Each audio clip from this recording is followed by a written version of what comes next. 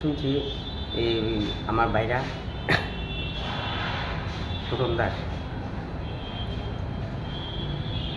রং সাইডে নিয়ে রিক্সা ডুবাই দিছে দিয়ে বাইকের লোক লাগিয়া তিনটা চারটে উল্টি মারছে উল্টি বাইরে মাথাতে ব্যাট পাই নিজেই টমটম ছিল না না ই রিক্সা রিক্সা কোন জায়গাতে হয়েছে?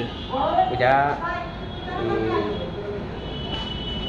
আরামের চমনি ট্রাফিক পয়েন্টটা পার হইয়া মন্ত্রীবাড়ি যাবেন মন্ত্রীবাড়িটার সামনে একটা পুতুলের দোকান আছে পুতুল বেছে এই দোকানটার সামনে আমি পুতুলের দোকানটা জিগাইছি মানে আরামের চৌমনি এলাকায়। হ্যাঁ হ্যাঁ তাই না আমার এই রিক্সাতে কোনো প্যাসেঞ্জার আসলো না? না রিক্সার প্যাসেঞ্জার আসলো না একেই আসলো? একে আসছিল ট্রাফিক সিগন্যাল মানছে না নামেন না ট্রাফিক সিগন্যাল ভিতরে ঢুকাই দিছে তো বাইকগুলোটা এরকম টাইমে এত সিগন্যাল দিয়ে রাখছে যাইব তো এরকম টাইমে ওগুলো বাড়ি রাখছে বাইকের সাথে।